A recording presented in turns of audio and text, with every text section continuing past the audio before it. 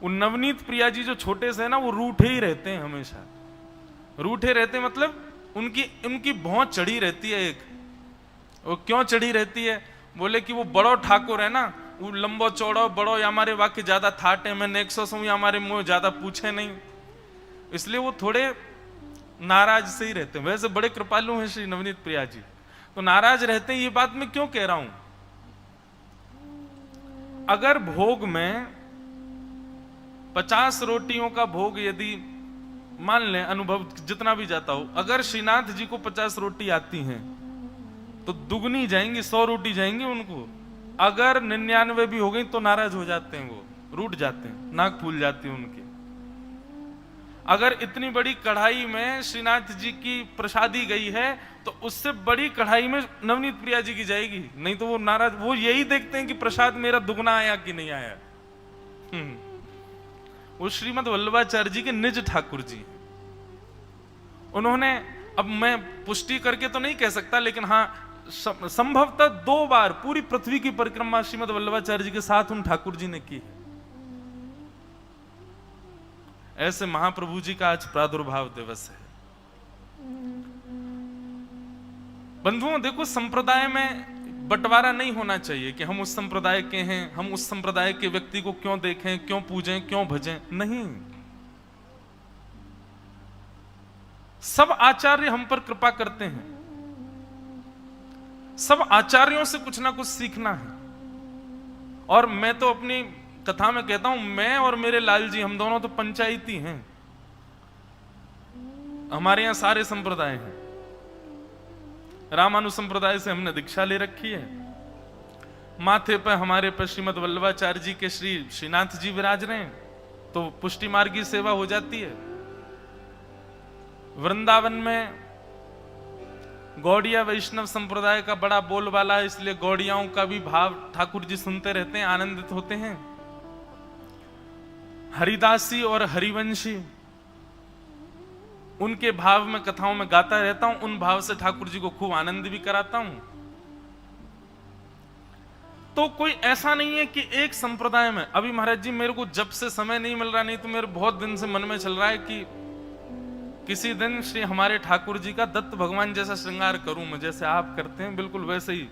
क्योंकि अगर मुकुट और पाग हटाओ तो वैसी ही जटा है, जटा तो नहीं है, लाल जी की बेनी है, ऐसी ऊपर बांध रखी है। तो जब आप बिना श्रृंगार के ठाकुर जी को देखेंगे तो ऐसे ही लगते हैं दत्त भगवान जैसे। तो अब मेरे को समय नहीं मिलता, नहीं तो मैं ठाकुर जी का एक दिन तो करके जाऊंगा। उससे पहले हमारे ठाकुर जी पंडरीनाथ का रूप भी धारण करते हैं, श्री पंडरीनाथ भगवान की तरह, बिल्कुल वैसा ही तिलक, वैसे ही पाग, और बहुत सुंदर श्रृंगार ठाकुर जी का होता है। अवकाश अभी मिलेगा, अनुष्ठान मेरा पूर्ण हो जाएगा, उसके बाद 1-2 दिन बिना अनुष्ठान की भी कथा है, तब ठाकुर जी का श्रृंगार करेंगे, आनंदित कराएंगे। श्रीमद वल्लभाचार्य जी महाराज जो कृपा करके पृथ्वी पर केवल इसलिए आए कि द्वापर में, कलयुग में द्वापर विराजमान कर सकें।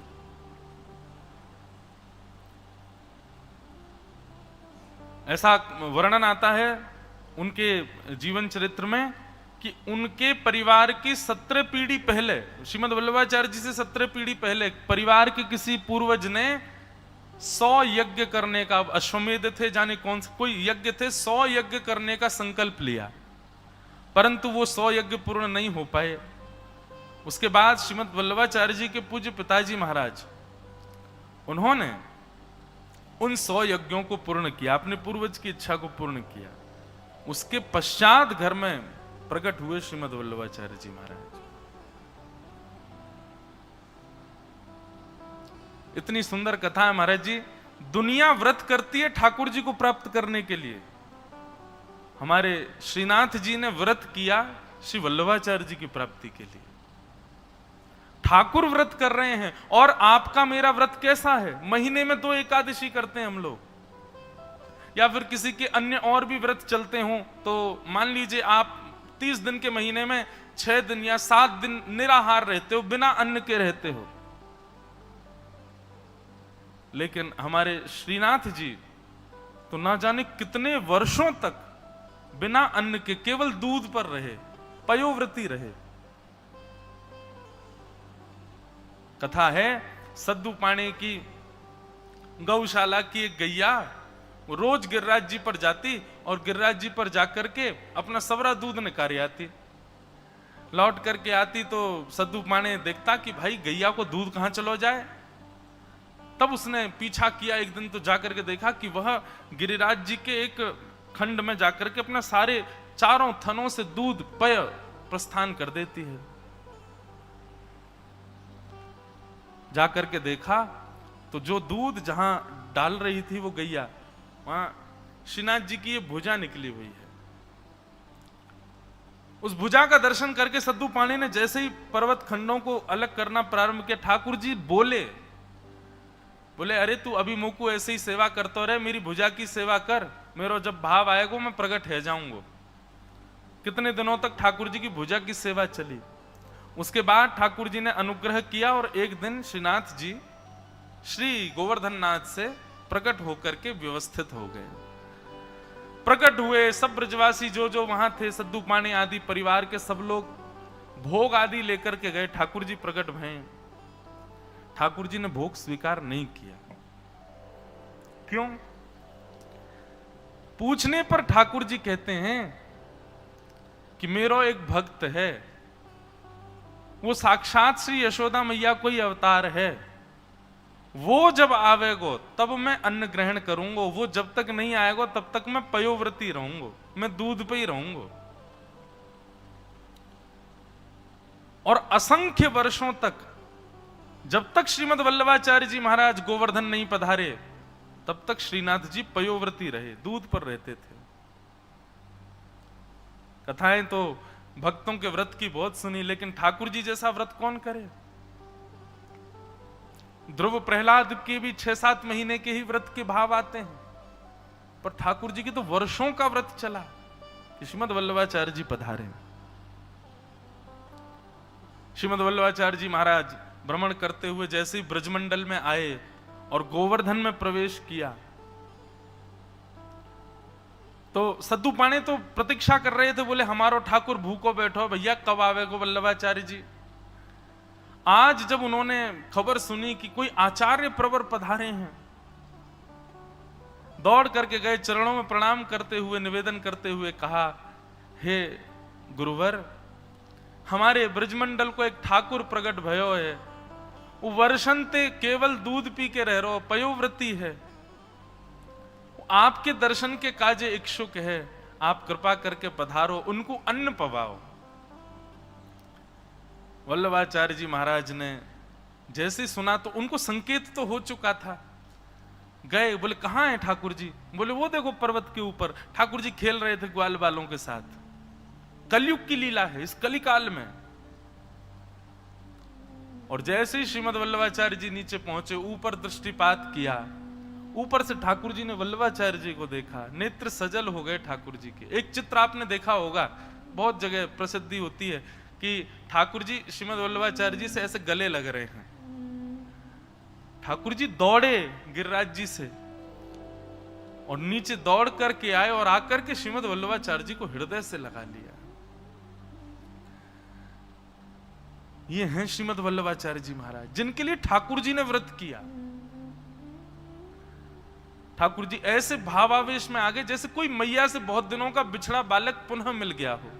बंधुओं, कलयुग में, सतयुग, त्रेता, द्वापर में ठाकुर लीला प्रधान होते हैं, पर कलयुग में ठाकुर जी अपने अर्चक के सेवा की प्रधानता में रहते हैं। वो स्वयं सर्वगुण संपन्न होते हुए भी अर्चक के अधीन रहते हैं। यदि आप भूखा रखो ठाकुर जी को, भूखे रह लेंगे, लेकिन पाएंगे तब। अनशन आज तक बहुत सुने, सरकार के पीछे लोग पड़ जाते हैं, ये बिल लागू करो, ये लागू करो, मानवीय ये गुण लागू करो। कभी ऐसा सुना कि कोई अनशन पर बैठा है? क्यों? बोले तभी पाऊंगा जब ठाकुर जी आके पवाएंगे। ऐसा अनशन तो ठाकुर जी कर सकते हैं। हम जीवात्मा तो महान नाटकबाज हैं, बस नाटक करना जानते हैं हम लोग, और कुछ नहीं आता हम लोगों से। ठाकुर जी अनशन पर बैठे रहे। बोले जब वल्लभाचार्य जी आएंगे तभी पाऊंगा।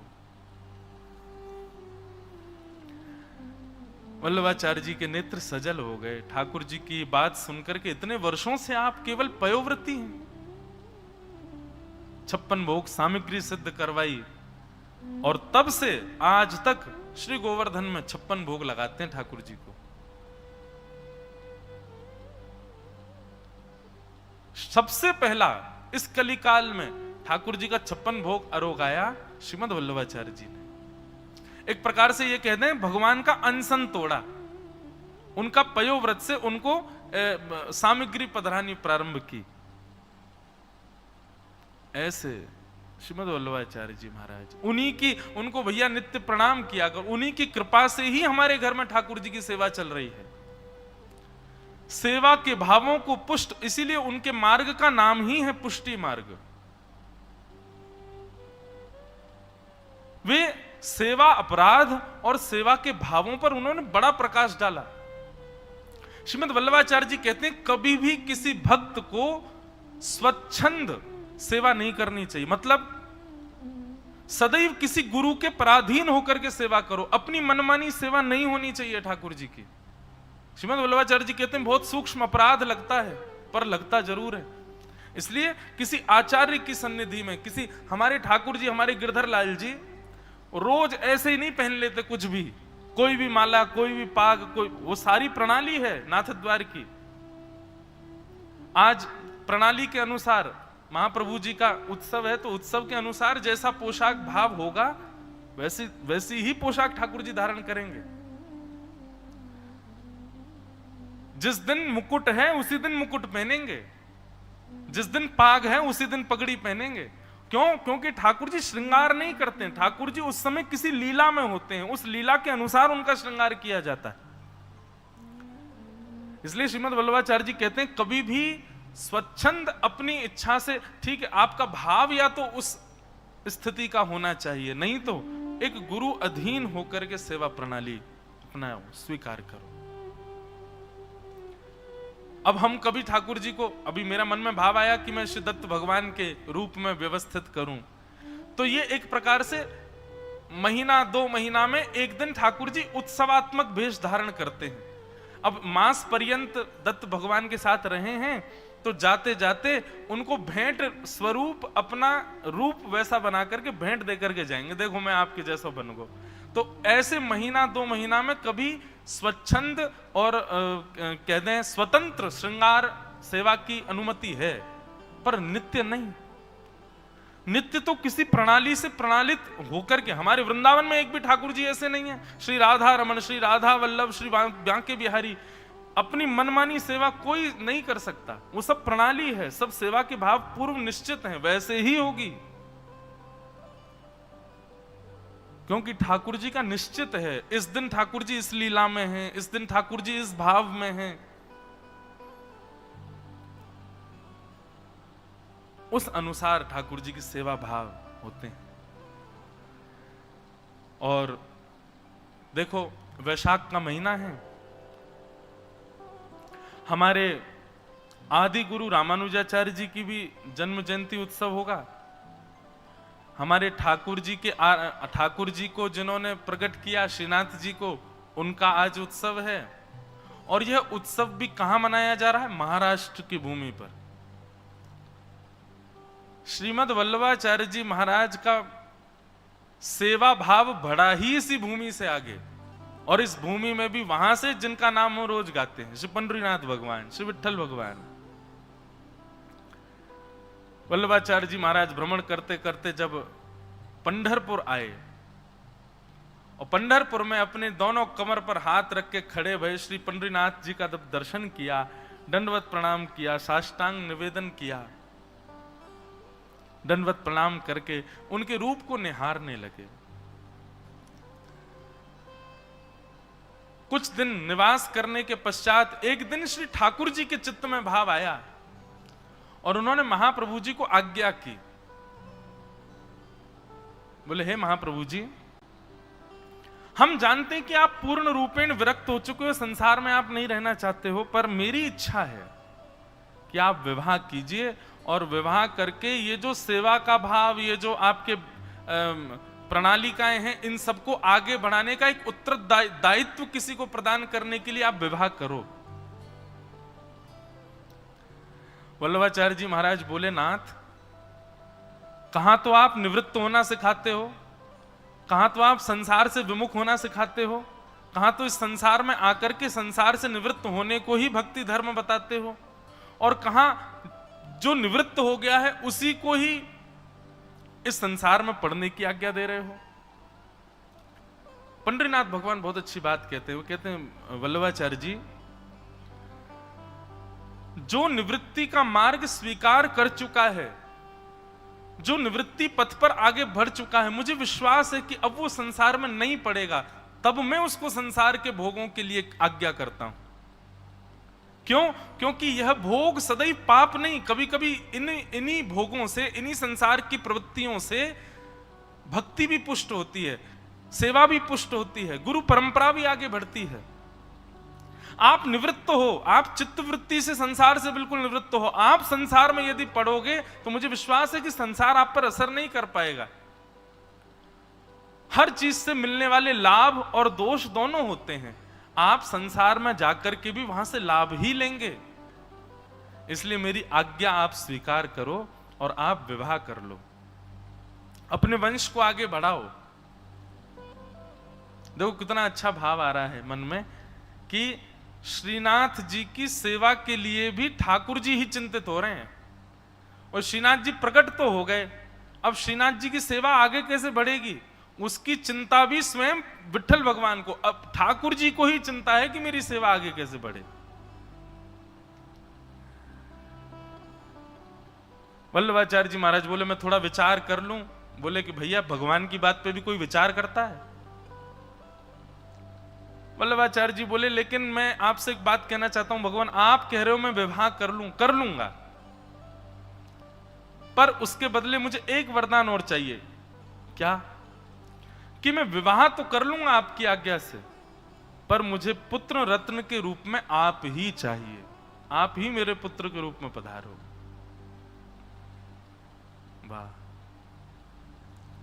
ठाकुर जी मंद मंद मुस्कुराने लगे, बोले वाह, ये ऐसा वरदान क्यों मांगा तुमने? तो वल्लभाचार्य जी कहते हैं, बोले देखिए भगवान, पत्नी हो, पुत्र हो, परिवार हो, ये कहीं ना कहीं आसक्ति का केंद्र होते हैं। इनके प्रति कितना भी हम भक्ति भाव में आ जाएं, पर एक सूक्ष्म आसक्ति पत्नी के प्रति, पुत्र के प्रति, परिवार के प्रति रहती ही है। मेरे मन का भाव है कि मैं पुत्र के प्रति आसक्त हूं तो वह पुत्र भी आप ही बनो, ताकि वह आसक्ति भी आपको ही लगे, आपके प्रति ही जाए, वो किसी सामान्य व्यक्ति के प्रति ना हो। पंडरीनाथ भगवान बोले, हम इसी भाव से रीझ जाते। बंधुओं देखो, वैष्णव को ठाकुर जी चतुर हैं, वैष्णव को चतुर शिरोमणि होना चाहिए। कभी कभी भगवत भाव के प्रति, संसार के प्रति चतुर नहीं। इस प्रकार कभी फंस जाओ, ठाकुर जी कुछ वरदान मांगने की आज्ञा कर दें, तो ऐसा कुछ मांगो कि जिससे ठाकुर जी की आज्ञा का उल्लंघन भी ना हो और भगवत सेवा भी ना छूटे। श्रीमद वल्लभाचार्य जी महाराज ने संसार में प्रवृत्त होना भी स्वीकार किया, परंतु वल्लभाचार्य जी ने श्री विठ्ठल भगवान से यह वरदान भी मांग लिया कि पुत्र के रूप में आप ही पधारना। ये उनकी चतुराई है। पंडरीनाथ भगवान प्रसन्न हो गए और कहा, ठीक है, हम आपके पुत्र बन करके आएंगे। और वल्लभाचार्य जी का वंश आगे बढ़ा तो उनके दो पुत्र हुए, श्री गोपीनाथ जी और दूसरे पुत्र जो साक्षात पंडरीनाथ भगवान का ही रूप हैं, वे प्रकट हुए, जिनको बड़े प्रेम और भाव से सब लोग गोसाई श्री विठ्ठलनाथ जी के रूप में कहते हैं। बोलो गोसाई जी परम दयाल की। तो महाप्रभु श्रीमद वल्लभाचार्य जी महाराज ने तो श्रीनाथ जी को प्रकट किया, और प्रकट करने के बाद उनका दूध भोग लगाते थे, मिश्री भोग लगाते थे, केवल ग्रंथ रचना करते थे। ज्यादा श्रृंगार आदि की विस्तार वल्लभाचार्य जी ने नहीं किया। इस श्रृंगार का विस्तार तो गोसाई श्री विठ्ठलनाथ जी ने किया। वल्लभाचार्य जी के पुत्र गोसाई श्री विठलनाथ जी महाराज। कैसी पोशाक होगी, कैसा भोग आएगा, कैसा थाड़ा वस्त्र होगा, किस प्रकार की पाग होगी, कैसे कानों। अरे हमारे वृंदावन के कई आचार्य वे भी विठलनाथ जी के पास जाकर के सीख करके आते थे कि अपने अपने ठाकुरों की सेवा हम कैसे कैसे करें। इसलिए कहीं ना कहीं उसी परंपरा से, श्री विठलनाथ जी की ही परंपरा से सारे मंदिरों में यह नियम हो गया कि नियमानुसार ठाकुर जी की सेवा होगी। ऐसी पोशाक, ऐसे वस्त्र, ऐसे भाव, इस प्रकार सब चीज वैसे चलेगी। उन्हीं श्री विठलनाथ जी ने ठाकुर जी के खूब श्रृंगार का वर्धन किया। तीन भाव व्यवस्थित किए ठाकुर जी की सेवा में, राग, भोग और श्रृंगार। ठाकुर जी की सेवा में तीन प्रधानता होती हैं। सबसे पहला राग। ठाकुर जी को कुछ ना कुछ श्रवण कराना अति आवश्यक है। हमारे ब्रज में ऐसा भाव है कि ठाकुर जी को जब तक पद नहीं सुनाओ तब तक तो आंख नहीं खोलते। सुबह सुबह का नियम है या तो भैरव गाओ या भैरवी गाओ, तभी ठाकुर जी के नेत्र खुलेंगे। हमारे श्री विठलनाथ जी का भाव है, ठाकुर जी के सुबह जाते ही सीधे उठा मत दो ठाकुर जी को। तो क्या करो? बोले सबसे पहले तो हाथन में नेक इत्र लो और इत्र लेकर के धीमे धीमे ठाकुर जी के समीप जाओ और जो चद्दर ओढ़ के ठाकुर जी सोए ना, वही चद्दर के ऊपर से हल्के हाथन से ठाकुर जी के पहले चरण दबाओ। अचानक ठाकुर जी उठ नहीं जाए, नन्हे बालक हैं, कहीं घबरा नहीं जाए। अच्छा एक बात और, ठाकुर जी की सेवा के प्रति ये भाव मत रखो कि भाई ये तो पर ब्रह्म परमात्मा है, इनके प्रति बाल भाव क्यों रखें। ठाकुर जी जब आपके घर में विराज गए हैं, इसका मतलब वो बालवत ही विराजे हैं।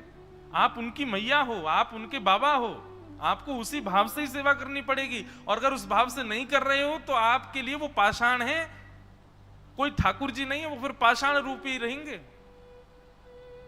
इसलिए उनके प्रति भाव, कोई संबंध तो आपको रखना पड़ेगा। वो सबसे सुंदर संबंध है बंधुओं, जिसमें अपराध नहीं बनता। वो संबंध क्या है? उनको बाल रूप मानो, स्वयं को यशोदा मैया मानो। अच्छा एक बात कहें, अपने रूप बदलते रहो सेवा के अनुसार।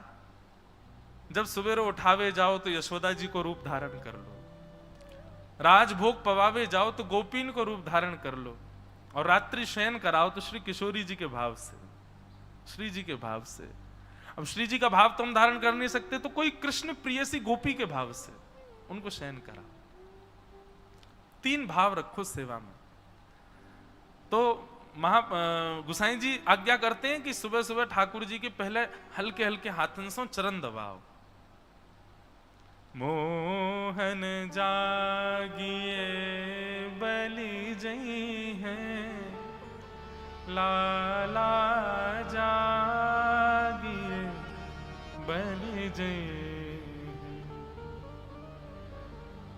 गोसाई जी वर्णन करते हैं, बोले जब यशोदा मैया उठावे जावे ना, सो ठाकुर जी उठे ना आए, बार बार चदरिया ओढ़ करके कभी यहां करवट ले लें, कभी वहां करवट ले लें, कभी और भीतर घुस जाए। बोले मैया मुंह नींद आ रही है, उठावे मत। यशोदा मैया के लाला सूर्य निकल आयो है, सब लोग अपने अपने घरन में नहाए धो के तैयार है गए, तू अभी तक पड़ो भयो है, ऐसा बढ़िया ना लगे, जल्दी उठ जा। सो ठाकुर जी अंदर चदरिया में से ही कह रहे हैं, मैया अगर मैं उठ गयो तो तू मुंह को कहा देगी।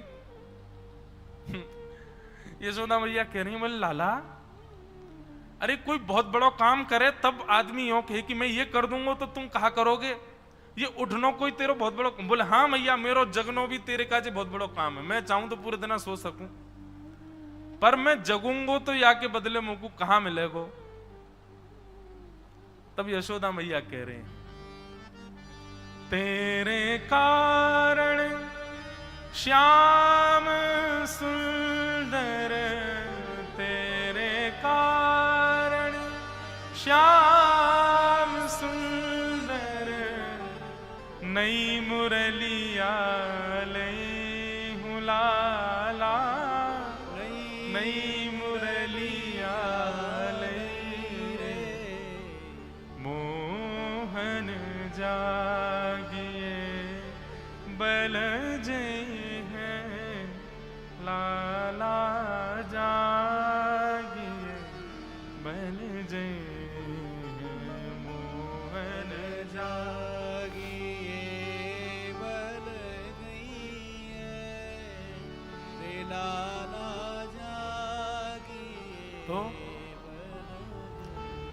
इतनी सूक्ष्मता से सेवा का विस्तार किया महाप्रभु जी ने। ठाकुर जी की आरती होने के पश्चात आरती दूर रखो, उनके सम्मुख नहीं होनी चाहिए। क्यों? बोले भैया नेक्सो सो लाला है, हाथ पाम चलावे, कहीं आरती ते हाथ लगा दियो जल गो तो। कितनी सूक्ष्मता का भाव। लाल जी से दूर रखो। अरे कहां तक कहें, हम लोग तो बहुत संकोच करते हैं, पर ठाकुर जी की सेवा में इतना भाव भी। अगर कोई बेताल गा रहा है, बेसुर गा रहा है, कोई बहुत बस ऊंचे स्वर में गाता है, कोई राग आदि की भावना नहीं, कोई अनुराग नहीं उसकी वाणी में, तो गोसाई जी तो ये भी आज्ञा करते हैं, बोले लाला डर जाएगो वासियों को, भैया तू बाहर जाके गा ले, ठाकुर जी के आगे मत गावे, ठाकुर जी डर जाएंगे। एक बार ऐसा हुआ, कोई गा रहा था ठाकुर जी की सेवा में, लेकिन उसके ना तो स्वर थे, ना राग थे, ना ताल थी, और अनुराग भी नहीं था। भाव हो तो भी कई बार स्वर ना हो तो भी अच्छा लगता है सुनने में, अनुराग भी नहीं था। तो श्री कुम्मन दास जी ने जाकर के उसको निवेदन किया, बोले भैया तुम ऐसे मत गाओ, ठाकुर जी को बहुत श्रम हो जाता, तुम बाहर जाके गा लो, ठाकुर जी के आगे मत गाओ। वो व्यक्ति बोले कि आप नहीं जानते हो, ठाकुर जी राग नहीं देखते, ठाकुर जी स्वर नहीं देखते, ठाकुर जी कंठ नहीं देखते, ठाकुर जी तो हृदय देखते हैं। ये आप लोगों ने ही ये सब बना दिया है, राग में गाओ, सीख करके गाओ, सुन करके गाओ, रियाज करके गाओ। अरे ठाकुर जी ये सब नहीं देखते, ठाकुर जी तो सबसे रीझते हैं। तो कुम्मन दास जी की वाणी है, कुम्मन दास जी कहते हैं, बोले जिससे मानव नहीं रीझा उससे ठाकुर जी कैसे रीझ जाएंगे। जिसके स्वर से इंसान प्रसन्न नहीं हो रहा, उसके स्वर से ठाकुर जी कैसे प्रसन्न होंगे। बोले स्वर प्रधान नहीं है, राग प्रधान नहीं है, अनुराग प्रधान है। तो बड़ी सूक्ष्मता से उन्होंने सेवा व्यवस्थित की ठाकुर जी की, कैसे उठाना है, कैसे सुलाना है, किस प्रकार भाव रखना है। इसीलिए उस मार्ग को पुष्टि मार्ग कहा गया। ऐसे श्रीमद् वल्लभाचार्य जी का आज प्रादुर्भाव दिवस है। मैं इसलिए ज्यादा प्रकाश डाल रहा हूं क्योंकि उन्हीं की ही कृपा है कि मैं सेवा कर रहा हूं, आप सेवा कर रहे हो, हम आप अपने घरों में ठाकुर जी की सेवा कर रहे हैं। ये सब उन्हीं का ही अनुग्रह है। घर घर गोपाल जी बैठे हैं, आज घर घर में ठाकुर की सेवा हो रही है। तो सबसे पहला राग, उसके बाद भोग। ठाकुर जी को कोई भोग भी लगावे तो भी कुछ ना कुछ सुना करके लगावे। और तीसरा कहा श्रृंगार। श्रृंगार, श्रृंगार में तो इतनी सूक्ष्मता बताते हैं श्री गोसाई जी महाराज कि अपने अनुसार नहीं, ठाकुर जी का चिंतन करो भाव का, और उस भाव में ठाकुर जी जिस लीला में दिख रहे हों, या फिर किसी गुरु आश्रय में रह करके, किसी परंपरा के आश्रय में आकर के ठाकुर जी का वैसा भाव रखो।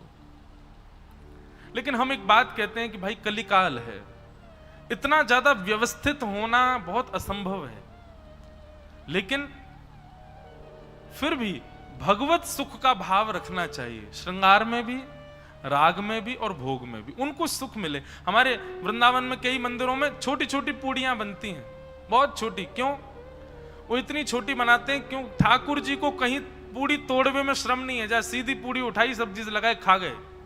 जितना बड़ा मुंह उतनी बड़ी पूड़ी, छोटी छोटी। उनके सुख का विचार करके सेवा का भाव रखा जाए। हम लोग गृहस्थाश्रमी हैं, कलयुग में रह रहे हैं, इतनी ज्यादा व्यवस्थित तो नहीं कर सकते, पर फिर भी कुछ प्रयास करना चाहिए कि जिस प्रकार गुरु आज्ञा है उस आज्ञा में रहकर के ठाकुर जी की सेवा की जाए, उस आज्ञा में व्यवस्थित होकर भगवत सेवा का भाव रखा जाए। एक बार कोई व्यक्ति श्रीनाथ जी के दर्शन करने आया, शालिग्राम जी की सेवा करता था। वो शालिग्राम जी एक बटुआ में धर के लाया, वो बटुआ किसी पेड़ पर टांग करके श्रीनाथ जी के दर्शन करने चला गया। कहीं ऐसे टांग दिए ठाकुर जी, दर्शन करने के लिए गया, दर्शन करके आने लगा तो महाप्रभु जी को प्रणाम किया। महाप्रभु वल्लभाचार्य जी महाराज ने देखा उसको, अपने आप ही बताने लगा, मैं भी ठाकुर जी की सेवा करता हूं, मैं भी शालिग्राम भगवान की सेवा करता हूं। महाप्रभु जी बोले अच्छा कहाँ है तुम्हारे ठाकुर जी? बोले अभी यहाँ मंदिर में भीड़ बहुत थी, मैं वो पेड़ पे टांगे आया हूँ बटुआ, अभी जाके ले लूंगा। महाप्रभु जी को इतना गुस्सा आया, बोले ठाकुर जी को टांगवे की चीज है तुमने कहीं टांग दिए ठाकुर जी? महाप्रभु जी को क्रोध आ गया। अब वो व्यक्ति तो वहां से चला गया, लेकिन जैसे ही वो वृक्ष के पास पहुंचा तो जैसा उसका बटुआ था ऐसे हजारों बटुआ टंग रहे थे वहां पर। अब तो वो विचलित हो गया, सारे बटुओं को खोले, सब में शालिग्राम जी और एक जैसे सारे। अब वो विचार करे ये क्या हुआ, व्याकुल हो गया, दौड़ करके महाप्रभु जी के पास आया। बोले मैंने आपको बताया था ना मैं भी सेवा करता हूं। बोले हाँ। बोले बहुत बड़ा अपराध हो गया, पता नहीं क्या हुआ, मैं ठाकुर जी को टांग के आया, मां तो बहुत सारे ठाकुर जी आ गए हैं, अब क्या करूं महाप्रभु जी, कोई उपाय बताओ। तो बोले कितने साल से सेवा कर रहे हो? बोले कि 20 वर्ष हो गए सेवा करते हुए। बोले अच्छा तो ठाकुर जी को पहचानते होंगे अपने को, जाओ उन हजारों में से अपने ठाकुर जी पहचान लो कौन से हैं तुम्हारे। बोले मैंने देख लिए, सब एक जैसे लग रहे हैं। महाप्रभु जी बोले 20 वर्षों की सेवा में तुम इतना नहीं पहचान पाए तुम्हारे ठाकुर जी कौन से हैं, और तुम सेवा करते हो? इससे अच्छा तो सेवा मत करो, ये अपराध है। धन से भरा बटुआ होता पहचान जाते कि ये मेरा है। और सबसे पहली बात, धन से भरा बटुआ होता तो तुम टांगते ही नहीं, अपने संग लेकर के चल रहे होते, क्योंकि धन का मूल्य जानते हो, ठाकुर जी का मूल्य नहीं समझते हो, इसलिए कहीं भी उनको रख आते हो। गलत बात। उसी दिन चरणाश्रित हो गया। सेवा की इतनी गंभीर और इतनी व्यवस्थित व्याख्या श्रीमद् वल्लभाचार्य जी महाराज ने की। वे स्पष्ट कहते हैं कि भाई यहां जप तप नियम पुण्य किसके लिए? भगवत दर्शन। अरे तो ठाकुर जी तुम्हारे नहीं है क्या? ये साक्षात ठाकुर जी हैं, इन्हीं की ही इतनी सेवा कर दो, इनको ही इतना प्रसन्न कर दो कि अपनी जड़वत्ता का त्याग करके यही चैतन्य हो जाएं। कहीं और ठाकुर जी नहीं मिलेंगे, यही तुम्हारे जड़ ठाकुर जी ही चैतन्य हो जाएंगे।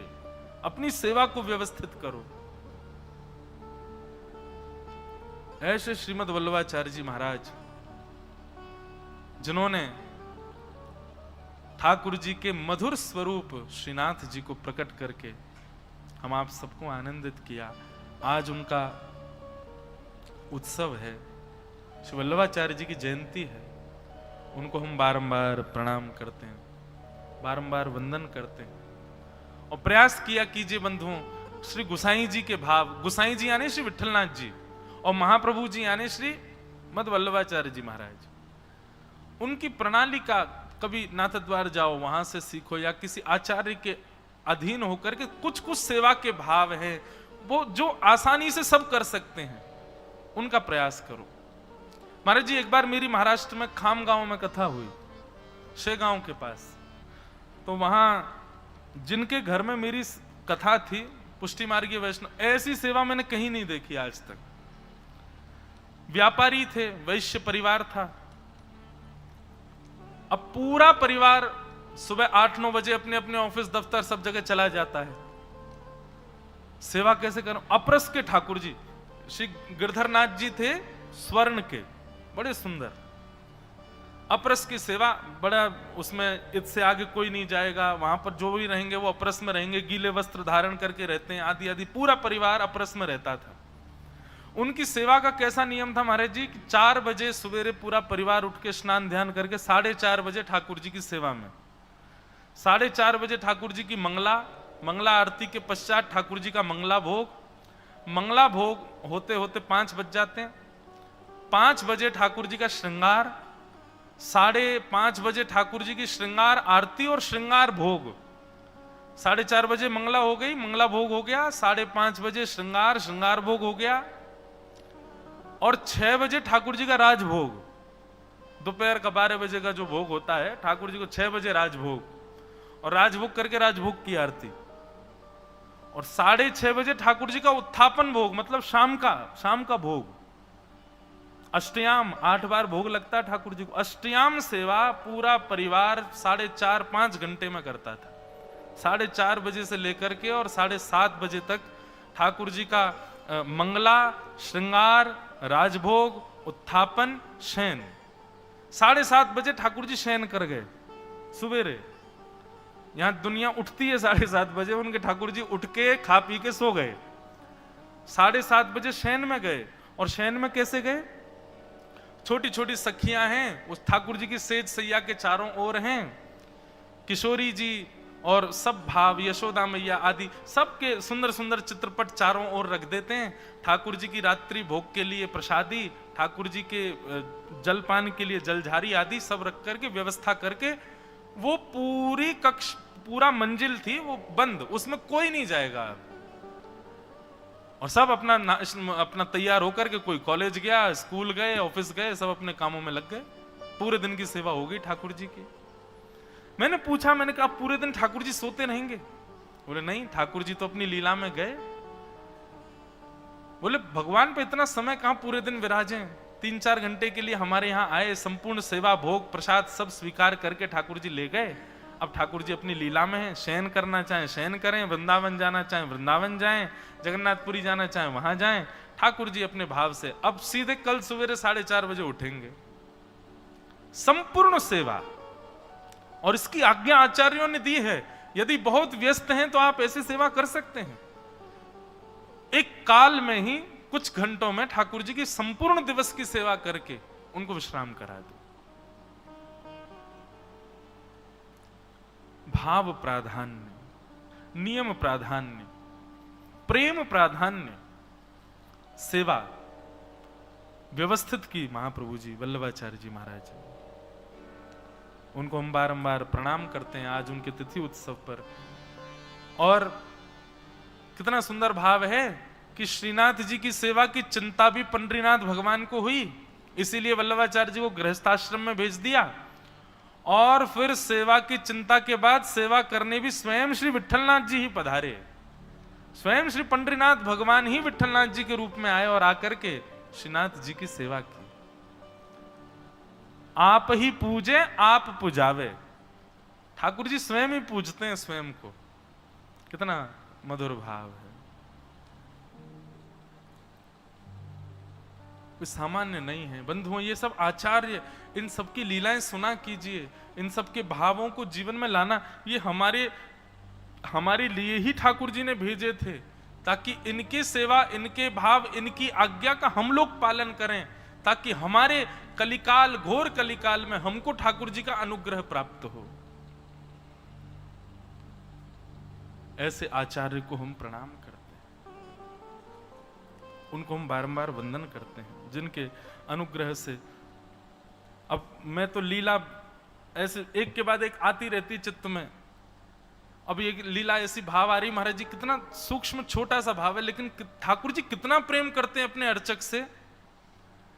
एक बार नाथद्वार में कुछ ऐसा हुआ था कि गोसाई श्री विठलनाथ जी को गोवर्धन में ऐसा हुआ, जब गोवर्धन में ठाकुर जी विराजते थे आज से 500 वर्ष पूर्व,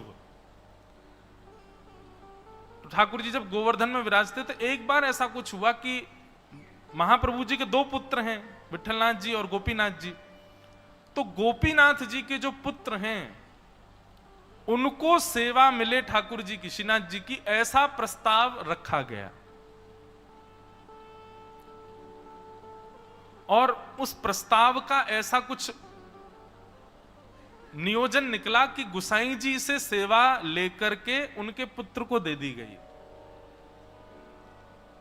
गुसाई जी जिन्होंने ठाकुर जी के श्रृंगार व्यवस्थित किए, गुसाई जी जिन्होंने राग व्यवस्थित किए, गुसाई जी जिन्होंने संपूर्ण सेवा को व्यवस्थित किया, उनको कुछ दिन का विरह, वैसे उस समय तो ऐसा था कि अब गुसाई जी सेवा में आएंगे ही नहीं, अब उनके महाप्रभु जी के बड़े पुत्र के पुत्र ही सेवा में रहेंगे। गुसाई जी बाहर की सेवा संभालें, अंदर ठाकुर जी की निज सेवा नहीं। कुछ कारण रहा, कुछ क्रम था, बड़ी कथा है।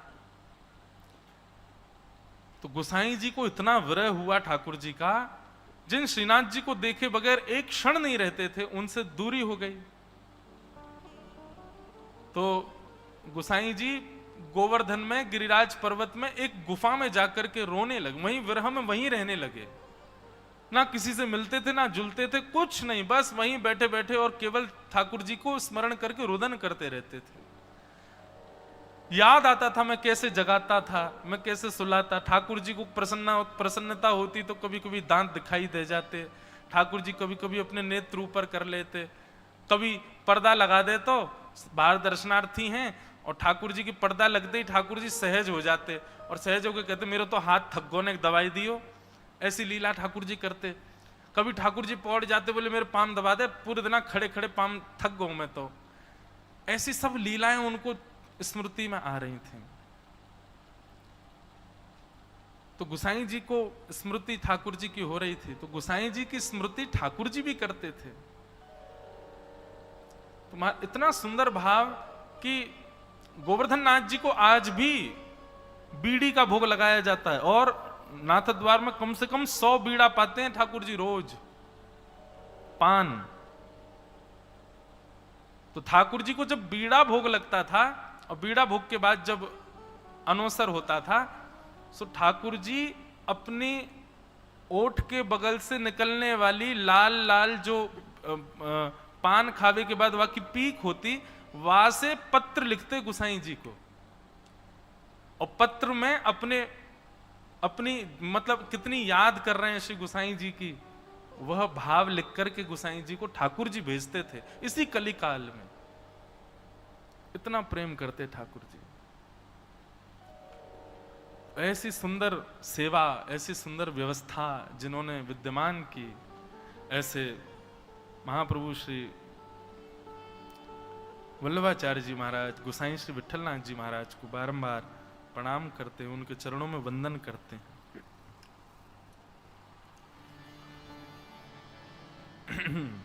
बोलो गोवर्धननाथ की जय।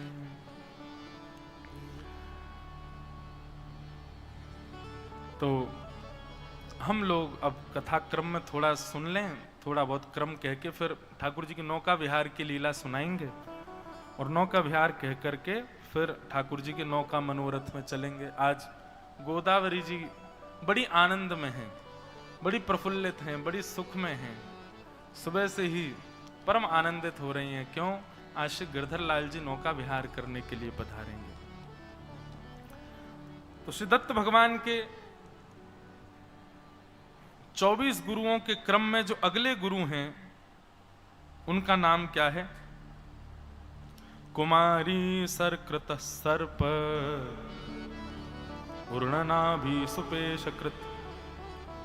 दत्त भगवान के अगले गुरु का नाम है सर्प। एक गुरु अजगर हो चुके हैं पहले, परंतु ये एक और गुरु सर्प हैं। और श्री दत्त भगवान सर्प से क्या सीखते हैं?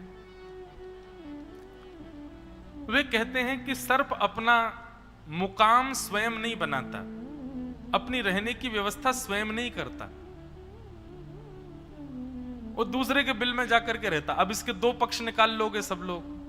एक पक्ष तो यही निकाल लोगे, इसका मतलब अपना घर नहीं बनाओ, दूसरों के घर में जबरदस्ती घुस के वहां रहो। मैं फिर कहूंगा, तन की बात ही नहीं होती है यहां मन की बात होती है। अगर दत्त प्रभु के 24 गुरुओं को आप अपने तन पर लागू करोगे तो महापाप हो जाएगा आपसे, इसलिए इनको मन पर लागू करना है। दत्त भगवान कहते, मैंने सर्प से सीखा कि अपना कोई नियोजन मत करो। अपने जैसे मन क्या है, मन ख्वाबी महल बनाता है, ख्वाबों में कुछ ना कुछ नियोजन करता रहता है। ऐसा करेंगे तो ऐसा हो जाएगा, ये करेंगे तो ये हो जाएगा, वैसा करेंगे तो वो हो जाएगा, मैं ऐसा ऐसा ऐसा करूंगा तो ये मुझको प्राप्त हो जाएगा। ये मन हमारा सदैव ख्वाबों में रहता है। और मैं कथा में कहा करता हूं, ये मन के ख्वाबों में रहने वाले लोग कभी सुखी नहीं रह सकते। जो केवल ख्वाब ही सोचते हैं, ख्वाब ही देखते रहते हैं। यहां पर श्री दत्त प्रभु एक प्रकार से मन को यह आज्ञा कर रहे हैं कि ख्वाबी महल मत बनाओ। जिस प्रकार सर्प अपना घर नहीं बनाता, हे मन तुम भी अपने महल मत बनाओ, उस महल में रहना, उस महल में। अरे मन तो इतना ज्यादा खतरनाक है, क्या क्या नहीं सोच लेता, किसी भी गति तक जा सकता है मन। मन की गति कोई पार नहीं है, समुद्र से भी ज्यादा गहरा होता है हम सबका मन। वो कुछ भी सोच सकता है। यहां से दिल्ली जाने में नासिक से डायरेक्ट फ्लाइट भी लोगे 2.5 घंटा लगेगा, 2 घंटा 2.5 घंटा लगे, लेकिन मन को दिल्ली पहुंचने में आधा सेकंड से भी कम लगता है। पहुंच गया, घूम आया, लाल किला देख आया। ये मन का स्वरूप है। मन इतना ज्यादा खतरनाक है, इसलिए से दत्त भगवान कह रहे हैं मन को मैंने सर्प को गुरु बना करके मन को सिखाया कि हे मन, तू अपनी नियोजन से कुछ मत बना, सदा जो नियोजित करके ठाकुर जी तुझको प्रदान कर दें, जो नियोजित करके संसार में तुझे प्राप्त हो जाए, उसी नियोजन को तू अपना मान। तू अपने नियोजन मत बना, अपनी विचारधारा से कुछ भी तैयार मत कर। इस प्रकार मैंने सर्प को गुरु बना करके यह सीखा कि कभी ज्यादा संग्रहित मत रहो, संग्रह मत करो, संग्रह करके कुछ निर्माण मत करो। मानसिक निर्माण नहीं होना चाहिए। मानसिक निर्माण करने वाला व्यक्ति दुखी रहता है। मानसिक निर्माण नहीं, देखो मन सोच रखने में बहुत आगे है। मन ऊंची से ऊंची, लंबी से लंबी और दूरी से दूरी सोच कर सकता है। क्यों ना उस सोच का प्रयोग ठाकुर जी की सेवा में करो। मन कुछ भी सोच सकता है, मन की गति कहीं भी जा सकती है, तो क्यों ना उस मन की गति की इस क्वालिटी को ठाकुर जी की सेवा में लगाओ।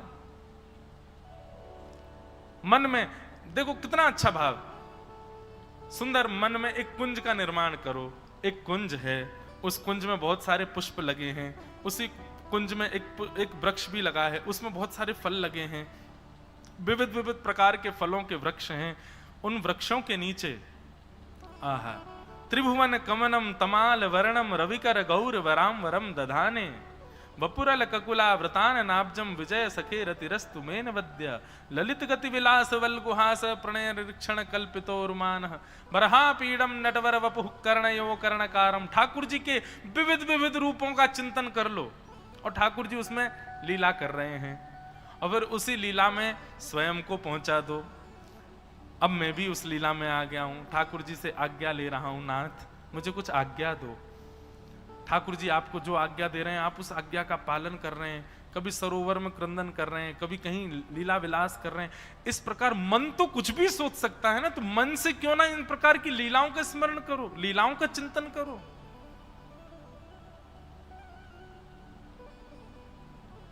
सांसारिक नियोजन और सांसारिक चिंतन का मन में भाव मत रखो। ये मैंने सर्प से सीखा, ये मैंने सर्प से सीखा।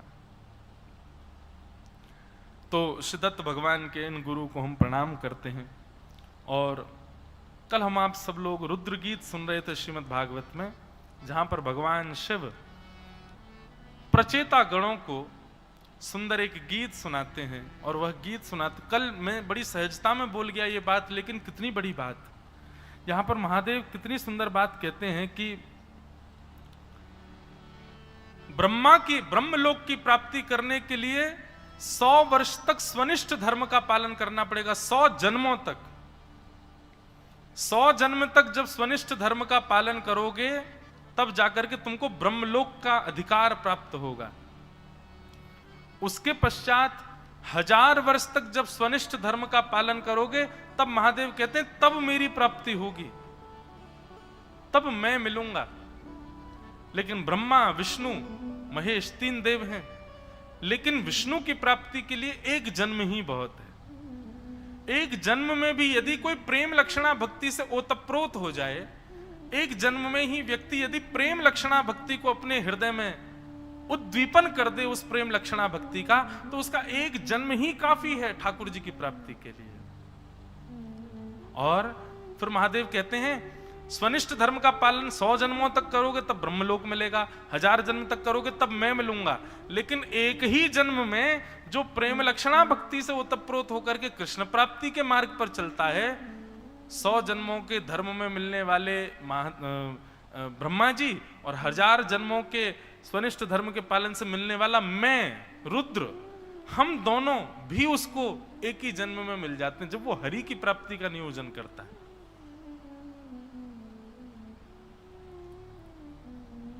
कितनी बड़ी बात। और मैं इसीलिए प्रकट हुआ हूं प्रचेता गणों, ताकि आप सबको भगवत प्राप्ति का मार्ग बता सकूं। अब आप लोग जाइए, जाकर के भगवान का सुंदर भजन कीजिए। प्रचेता गणों ने आकर के भगवान की आराधना की, भगवान ने उनको दर्शन दिया। दर्शन दे करके, दर्शन पा करके वे सब प्रचेता गण वापस अपने अपने घर को प्रस्थान कर गए। फिर आदि आदि उनके पुरंजनोपाख्यान आदि की कथा सुनाई गई, जहां पर यहां पर एक बड़ी सुंदर कथा सुनाई गई। मैं थोड़ी कथा मात्र सुना दूं। वे कहते हैं जीवात्मा और परमात्मा का संबंध कैसा है। बोले जैसे एक घोंसले की दो चिड़िया, एक चिड़िया है जीवात्मा और दूसरी चिड़िया है परमात्मा। जीवात्मा और परमात्मा दोनों संग ही निवास करते थे पहले, लेकिन एक दिन उस घोंसले से झांक करके जीवात्मा रूपी चिड़िया ने जब नीचे देखा तो इस पृथ्वी का दर्शन हुआ, और पृथ्वी पर सुंदर पहाड़ देख करके, नदियां देख करके, मनमोहक छवि देख करके, यहाँ के लोगों के आहार व्यवहार देख करके उस जीवात्मा रूपी पक्षी की बड़ी इच्छा हुई कि मैं इस संसार में घूम करके आऊं। तब परमात्मा रूपी चिड़िया उसको समझाती है, अरे ये दूर से देखने में सुंदर लग रहा है, इसके पहाड़, इसकी नदियां और यहाँ के लोग बाग, ये सब दूर के देखने सुहावने लगते हैं। पास अगर चले गए तो परम आसक्ति है, आपको पकड़ लेंगे और तुम मुझसे बिछुड़ जाओगे, मुझसे दूर हो जाओगे, दोबारा लौट के मेरे पास नहीं आ पाओगे फिर। लेकिन वो जीवात्मा रूपी पक्षी मानता नहीं है। वो परमात्मा रूपी पक्षी से कहता है, मुझे एक बार इसमें जाने दो ना, एक बार इसमें हुआने दो। परमात्मा रूपी पक्षी कहता है, बोले मैं तुझको फिर भी सावधान कर रहा हूं, अरे ये बहुत भयानक है, ये देखने में अच्छा लग रहा है पर वास्तविकता में अच्छा नहीं है। सबसे बड़ी बात तो तू मुझको भूल जाएगा वहां जाकर के। जीवात्मा रूपी पक्षी कहता, मैं वचन देता हूं, बस मैं शेयर करने जा रहा हूं। एक बार इन पहाड़ों पर, नदियों पर, सुंदर मनमोहक दृश्यों पर, जंगलों में, शहरों में, लोगों के घरों में थोड़ा घूम करके आऊं, यहाँ के थोड़े भोगों को भोग लूं, फिर मैं तुरंत आ जाऊंगा तुम्हारे पास। परमात्मा रूपी पक्षी कहता, तू कभी नहीं आएगा, लेकिन फिर भी तू मानेगा नहीं, इसलिए तू जा, वचन देके जा, तू आएगा मेरे पास। जीवात्मा रूपी पक्षी कहता, मैं निश्चित आऊंगा। और इस संसार के माया को देख करके, दूर से आकृष्ट होकर के वो जीवात्मा रूपी पक्षी यहां कूद जाता है, और जैसे ही इस संसार रूपी माया में प्रवेश करता है, भगवान को दिए सारे वचन भूल जाता है, यहीं रमता रह जाता है। कितनी सुंदर कथा है, बहुत ध्यान से सुनना। यहां वर्णन करते हैं कि बीच बीच में वो परमात्मा रूपी पक्षी गुरुजनों के द्वारा, कथा वक्ताओं के द्वारा, श्रेष्ठ जन वैष्णवों के द्वारा उसको संदेश भिजवाता है कि तू मेरा है, तू मेरे साथ रहता था, तू मुझसे दूर हो गया है संसार में जाकर के, तुझे वापस मेरे पास आना है। बोले गुरुजन आकर के कथा आदि सुनाते हैं, कभी कभी चलता फिरता वो व्यक्ति रुक जाता है, स्थिर होकर के सुनने लग जाता है, और स्थिर होकर के सुनता है, सुन करके उसको आनंद आता है, और जिसको आनंद आकर के, जिस पर संसार का ज्यादा प्रभाव नहीं हुआ होता, वो बच करके पुनः उस परमात्मा रूपी पक्षी की प्राप्ति के लिए नियोजन करने लग जाता है, और फिर वो जप करना प्रारंभ करता है, सेवा करता है, भक्ति करता है, आदि आदि करके, और फिर इस संसार से निवृत्त होकर वापस वहीं चला जाता है। लेकिन कई जीवात्मा पक्षी ऐसे हैं, वो कथा से भी नहीं चेतते, वो गुरुजनों के द्वारा दिए गए संदेश से भी उनको, उनकी याददाश्त इतनी चली गई है कि वो पहचान ही नहीं पाते कि परमात्मा रूपी पक्षी हमको बुला रहा है। अरे कहां तक कहें, एक समय ऐसा भी आ जाएगा कि जीवात्मा रूपी पक्षी, जब कोई उसको परमात्मा रूपी पक्षी का संदेश सुनाएगा, तो वो जीवात्मा रूपी पक्षी परमात्मा रूपी पक्षी नहीं है, परमात्मा रूपी पक्षी नाम का कोई अस्तित्व ही नहीं है, यह तक भी कह देगा। बोले उसको भूल जाएगा, ये तो दूर की बात है, उसको याद नहीं करेगा, ये तो दूर की बात, वो तो ये भी कह देगा कि परमात्मा है ही नहीं है। इस प्रकार यहां पर उपाख्यान सुनाया गया। फिर मानव देह के 9 द्वार आदि, उन सब के विषय में बड़ी सुंदर व्याख्यान यहां पर की गई। तत्पश्चात फिर कुछ यहां पर मनवंतरों के वर्णन आदि करते हुए फिर प्रियव्रत का चरित्र सुनाया गया। उत्तानपाद राजा के बड़े पुत्र का नाम प्रियव्रत। ये प्रियव्रत जो थे, इन्होंने मन में विचार किया कि ब्रह्मा जी ने रात्रि बहुत गलत बना दी है, केवल दिन ही दिन होना चाहिए था, रात्रि होनी नहीं चाहिए थी। क्यों? बोले सारे गलत काम रात को ही होते हैं। और इस कारण से इन्होंने संकल्पबद्ध होकर के अपने तेज को सूर्य के समान तेजित कर दिया, और जैसे ही सूर्य अस्त होता था ये अपने रथ पर बैठ करके निकल पड़ते थे, तो अंधेरा रह ही नहीं पाता। इनका तेज इतना था, इनके रथ का तेज इतना था कि मानो जैसे दूसरा सूर्य भ्रमण कर रहा हो। 7 दिनों तक इन्होंने रात्रि नहीं होने दी, क्योंकि एक भाग में पृथ्वी के में सूर्य होते थे, एक भाग में प्रियव्रत घूम रहा होता था अपने रथ पर बैठ करके। विशाल रथ था इनका।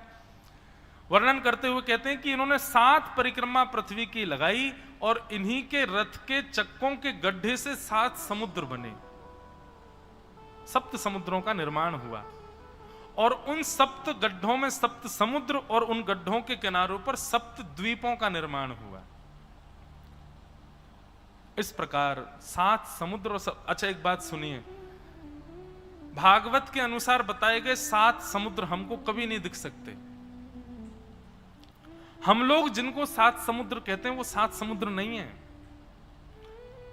हम लोग जिस द्वीप में रहते हैं उसका नाम है जम्बू द्वीप। इस प्रकार 7 द्वीप हैं अलग अलग, और जम्बू द्वीप की प्रधानता बताई नमकीन समुद्र के तट पर जो है, जहां नमकीन समुद्र से घिरा हुआ है, वो जम्बू द्वीप है। उसका मतलब हम लोग केवल जम्बू द्वीप का ही दर्शन करते हैं, चाहे वो अमेरिका हो, कनाडा हो, ऑस्ट्रेलिया हो, ये सब जम्बू द्वीप है। जब संकल्पबद्ध होते हो, मैं तो एक दिन अपने पंडित जी से पूछ रहा था मैंने कि अमेरिका में आप संकल्प कराओगे तो क्या बोलोगे? जम्बू द्वीप है, भारत खंड है, भारतवर्ष है। वहां खंड बदल जाएगा, वर्ष बदल जाएगा, पर द्वीप जम्बू द्वीप ही रहेगा। क्यों? क्योंकि अन्य द्वीपों का वर्णन जो भागवत में किया गया है, उन द्वीपों के वर्णन में कहा गया है कैसे कैसे समुद्र हैं।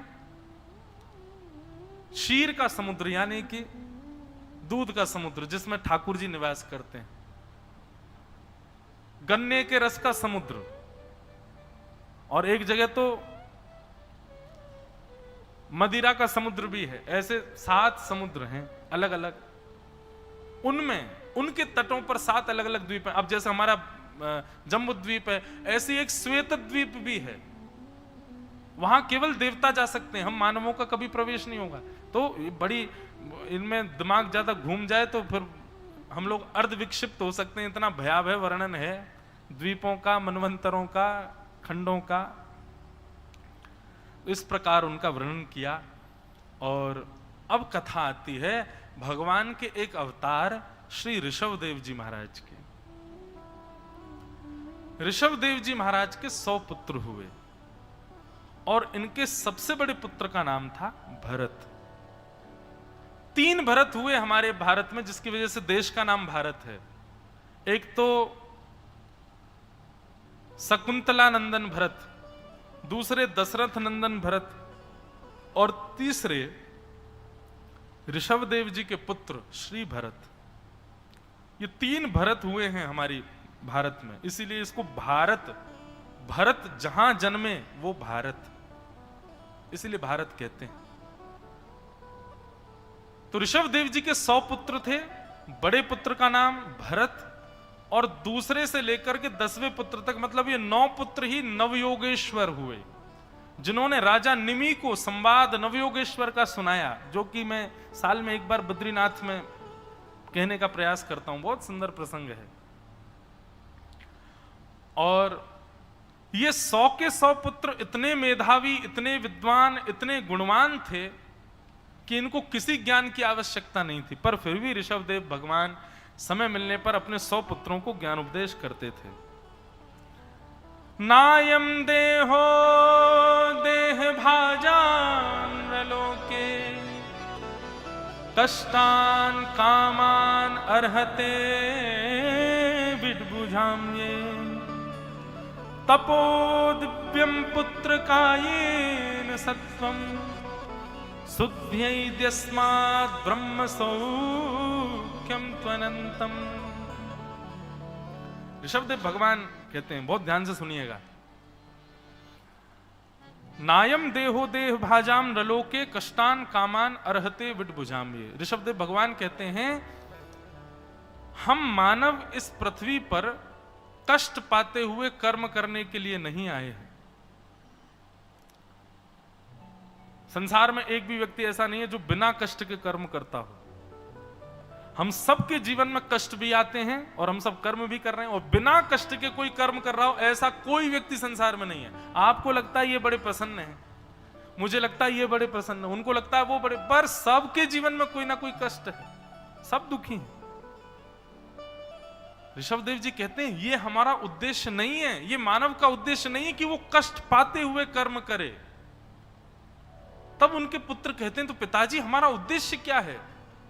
ऋषभदेव भगवान कहते हैं, तपो दिव्यम पुत्र कायेन सत्वम शुद्ध्यैद्यस्मात् ब्रह्म सौख्यम त्वनंतम।